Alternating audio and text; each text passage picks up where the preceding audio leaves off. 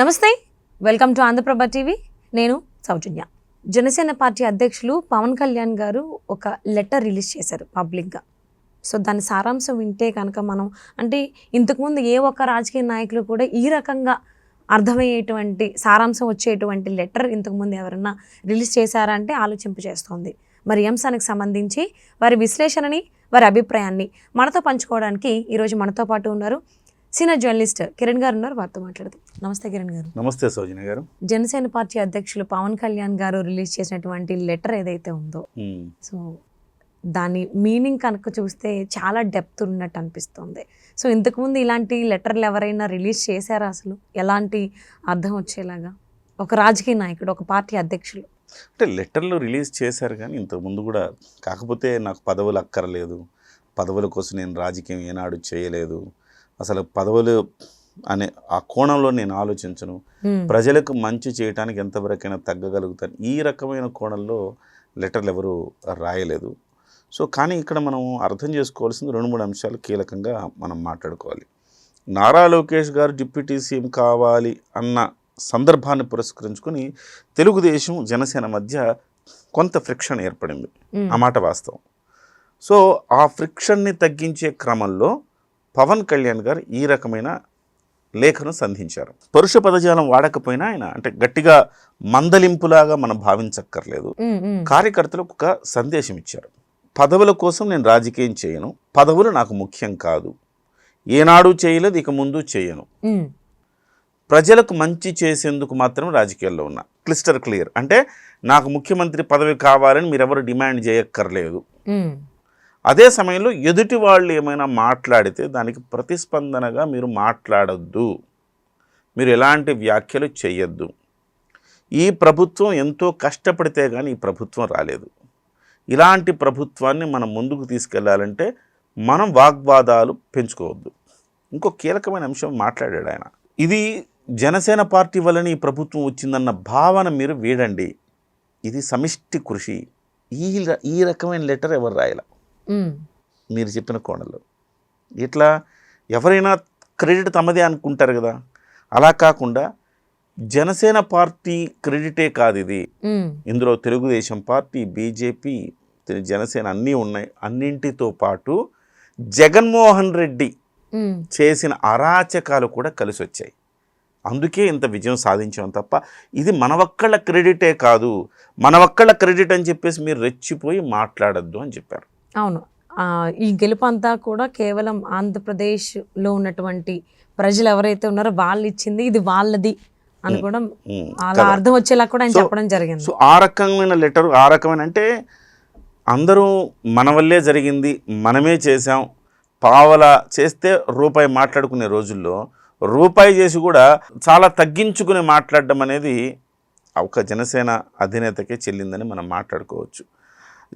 ఒకసారి ఈ లెటర్ తర్వాత జన సైనికుల్లో కొంత అసంతృప్తి వచ్చిన మాట వాస్తవం.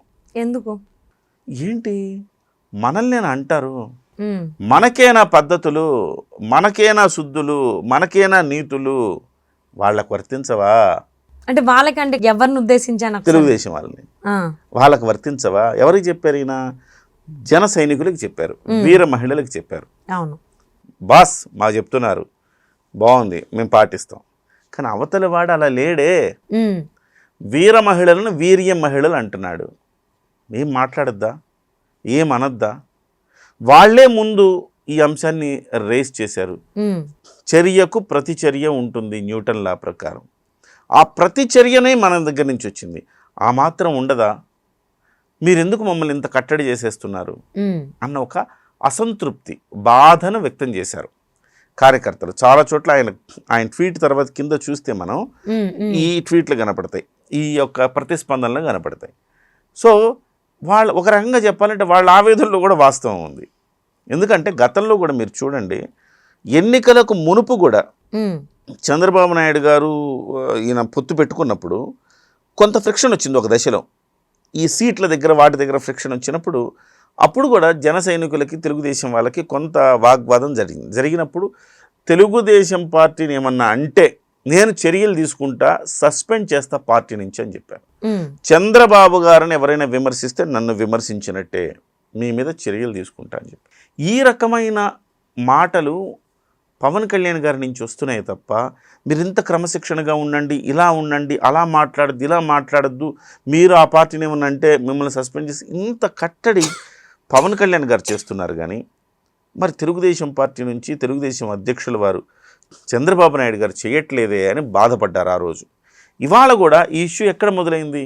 ఉద్దండులు, లబ్ధ ప్రతిష్ఠులు, రాజకీయాల్లో తలపండిన నాయకులు చేశారు ఈ వ్యాఖ్యలు. ఏమని? సరే, మహాసేన్ రాజేష్ మొదట మాట్లాడినప్పటికీ అంతకుముందు మాట్లాడింది ఎవరు? ఆంధ్రజ్యోతి రాధాకృష్ణ గారు.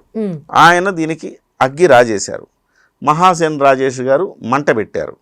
మంట పెట్టినప్పుడు మహాసేన్ రాజేష్ అంటే మనం లైట్ తీసుకోవచ్చు, ఎందుకంటే ఏ ఎండకు ఆ గొడుగు పడతాడు, కూటమిలో చిచ్చు పెట్టాలని ప్రయత్నం చేస్తున్నాడు కాబట్టి ఆయన నేచర్ అదే కాబట్టి మనం అర్థం చేసుకోవచ్చు. కానీ మిగతా వాళ్ళు ఉన్నారే, పొలిట్ బ్యూరో సభ్యుడు శ్రీనివాసరెడ్డి గారు సీనియర్ నాయకుడు కదా, అలాగే రఘురామకృష్ణరాజు గారు ఆయన మాట్లాడారు కదా, సోమిరెడ్డి చంద్రమోహన్ రెడ్డి గారు ఆయన మాట్లాడారు కదా, పిఠాపురం వర్మ గారు ఆయన వీళ్ళందరూ కూడా ఏం చిన్న చిన్న వాళ్ళు కాదండి వీళ్ళందరూ. మరి వీళ్ళందరూ ఇంత అనుభవం ఉన్నవాళ్ళు మాట్లాడుతున్నప్పుడు అనుభవం లేని వాళ్ళు, ఉడుకు రక్తం ఉన్నవాళ్ళు ప్రతిస్పందించరా కదా? తెలుగుదేశం పార్టీ సగటు వయసు 45 నుంచి 50 ఉంటుంది. జనసేన పార్టీ సగటు వయసు 25 ఏళ్ళు. ఇవాళ ఓటు హక్కు లేనోడు కూడా జనసేన. ఓటు హక్కు లేనోడి దగ్గర నుంచి 45 ఏళ్ల వయసు ఉన్నవాడి వరకు చాలా అధిక సంఖ్యలో జనసేన అభిమానులు ఉంటారు. సో వాళ్ళ సగటు వయసు ఒక 25 ఏళ్ళు అనుకుంటే వీళ్ళ సగటు వయసు 45 నుంచి 50 ఏళ్ళు. 45 ఏళ్ల నుంచి 50 ఏళ్ళు ఉన్న సగటు వయసున్న తెలుగుదేశం పార్టీని సంయమనం పాటించలేకపోతే ఉడుకు రక్తమైన 25 ఏళ్ల సగటు వయసు ఉన్న వాళ్ళు ఏ రకంగా స్పందిస్తారు, ఏ రకంగా సంయమనం పాటించగలరు అనేది ఒకటి ఆలోచించాలి. సో బహుశా పవన్ కళ్యాణ్ గారు కూడా వీళ్ళు ఈ మాత్రం నేను చెప్పకపోతే మీరు మరింత రెచ్చిపోతారు, అసలే ఈ ఉడుకు రక్తం గాళ్ళు, అసలే వీళ్ళు దూకుడు ఎక్కువ, ఈ మాత్రం నేను కొరడా పట్టుకుని అనకపోతే ముందుకెళ్ళిపోతారన్న ఉద్దేశంతో ఆయన ఉండొచ్చు. కానీ సో వీళ్ళందరికీ ఏంటంటే ఇదొక బాధ. వాస్తవానికి తెలుగుదేశం పార్టీ నుంచి ఈ రకమైన లేఖ వచ్చిందంటే రాలేదు. రావాల్సింది ఎక్కడి నుంచి? తెలుగుదేశం పార్టీ నుంచి కదా. తెలుగుదేశం పార్టీ నుంచి అన్యాపదేశంగా ఇలాంటి ఎవరు మాట్లాడద్దు అనేది పార్టీలో చర్చ జరిగింది, పార్టీ అధిష్టానం సూచించిందని మాట్లాడారు. అధికారికంగా ఎక్కడ పత్రం కానీ బయట కానీ లేదు. అలాగే జనసేన పార్టీ నుంచి కూడా అలానే అయింది. తర్వాత మళ్ళీ నాదెండ్ల మనోహర్ గారు ఒక అడుగు ముందుకేసి సోషల్ మీడియాలో జాగ్రత్తగా ఉండండి అని చెప్పారు. ఇవాళ మళ్ళీ పవన్ కళ్యాణ్ గారు ఒక లేఖ రాశారు. సో ఇంత జాగ్రత్తలు మీరు తీసుకుంటున్నారు కానీ వాళ్ళు ఎందుకు తీసుకోరు? ఈ కూటమి కలిసి ఉండాలని వాళ్ళకి లేదా? ఈ రాష్ట్రం అభివృద్ధి చెందాలని వాళ్ళకి లేదా? అన్నీ మనకే ఉండాలా అని ఒక బాధ వాళ్ళందరికీ. కాకపోతే నేనేమంటున్నానంటే దీన్ని ఇంకో రకంగా అర్థం చేసుకోండి. చాలామంది పేరెంట్స్ ఏమంటారంటే చిన్నప్పుడు పిల్లలు పక్కింటికి వెళ్ళి ఆడుకోవడానికి, ఎదురింటికి వెళ్ళి ఆడుకోవడానికి వెళ్ళినప్పుడు వాళ్ళ తప్పుండి వాళ్ళు గొడవపడ్డా పేరెంట్స్ కొంతమంది వీళ్ళనే తిడతారు. నా తప్పేం లేదు నాన్న, వాళ్ళే నన్ను ఇలా అన్నారు, నేను అందుకు గొడవ పడాల్సి ఉంది. అయినా కానీ నువ్వు మంచిగా చదువుకోవాలి, ఇలాంటి వాళ్ళతో నువ్వు ఎందుకు అసలు ఆడుకుంటావు, నువ్వు మాట్లాడుకు, నువ్వు అసలు వెళ్ళకు, ఇట్లా మాట్లాడుతుంటారు. సో ఆ రకమైన పేరెంట్గా నాకు పవన్ కళ్యాణ్ గారు కనిపించారు. వాళ్ళ తప్పిదం ఉన్నా, వాళ్ళ తప్పిదం వాళ్ళు మాట్లాడినా కానీ దాన్ని వీళ్ళు ప్రతిస్పందించినందుకు చాలా హుందాగా ప్రతిస్పందించారండి. వీళ్ళు కూడా ఎక్కడ మనం వీళ్ళని తప్పట్టడానికి లేదు. మీ నాయకుడు డిప్యూటీ సీఎం అవ్వాలన్న కాంక్ష మీకు ఉండడం తప్పులేదు, మా నాయకుడు కూడా ముఖ్యమంత్రి అవ్వాలని మాకు కాంక్ష ఉంది కదా, మరి సాధ్యపడుతుందా? ఈ కూటమి ధర్మాన్ని పాటించాలి కదా అని మాట్లాడారు అంతే. ఎవ్వరూ ఇక్కడ తెలుగుదేశాన్ని కించపరచడమో, చంద్రబాబు గారిని, లోకేష్ గారిని కించపరచడం ఎక్కడ చేయలే. నిజం చెప్పాలంటే వీళ్ళు చూపిన సహనానికి మనం వీళ్ళని అభినందించాలా. జనసేన అధికార ప్రతినిధులు కానీ కార్యకర్తలను కానీ మనం అభినందించాలి. అంత సమయం చూపినా కానీ మళ్ళీ పవన్ కళ్యాణ్ గారు ఇలా అన్నారని ఒక బాధ అంతే. సో దాన్ని కూడా ఈ పాజిటివ్గా అర్థం చేసుకోవాల్సిన అవసరం ఉందని నేను అంటున్నా. అంటే యాక్చువల్లీ సోషల్ మీడియాలో జరుగుతున్నటువంటి డిస్కషన్స్కి సంబంధించి పవన్ కళ్యాణ్ గారు ఇది రెండోసారి ఇలాగ బయటకి మాట్లాడడం, ఒక పేపర్ రిలీజ్ చేయడము. ఇంతకుముందు చర్యలు తీసుకుంటాను అన్నారు, ఎవరైనా కొంచెం ఆ లైన్ కనుక క్రాస్ చేస్తా అని. కానీ ఈ దాంట్లో అయితే అలా లేదు, బట్ కలిసి ఉండాలి, ఇదంతా విజయం మనదే. చాలా స్మూత్గా చెప్పారు. మనందరం మాట్లాడుకుందాం, మార్చి 14 వస్తుంది, మనం ప్లేనరీ ఉంది, మనం మాట్లాడుకుందాం అని చెప్పారు. ఓవరాల్గా నేను చెప్పేది ఏంటంటే, మనం ఒక విశ్లేషకుడిగా మనం చెప్పాల్సింది ఏంటంటే, చంద్రబాబు నాయుడు గారు కూడా ఇలాంటి ఒక లేఖ రాస్తే చెల్లుకు చెల్లు, వాళ్ళు కూడా ఎస్ ఆయన కూడా ఎస్ మేము ఇచ్చారు. కూడా చెప్పాము, ఆయన కూడా చెప్పాడని ఒక ఇది ఉంటుంది. అంటే ఇప్పటికైనా ఈ డిప్యూటీ సీఎం ఇంకొకరు అలాగే సీఎం అనేటువంటి డిస్కషన్స్ ఏవైతే అయినాయో తెరపడినట్టేనా ఇప్పటికైనా? తెరపడినట్టే. తెరపడినట్టే.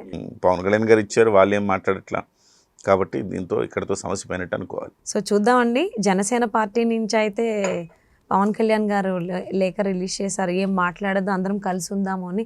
మరి ఇదే రకంగా తెలుగుదేశం పార్టీ నుంచి అంటే అనౌన్స్మెంట్ లాగా ఏమన్నా మీట్ పెట్టి చేస్తారా, లేకపోతే పవన్ కళ్యాణ్ గారు లాగే ఆయన అడుగు జాడల్లో ఒక పేపర్ రిలీజ్ చేస్తారనేది చూద్దాం. Thank you so much Kiran గారు.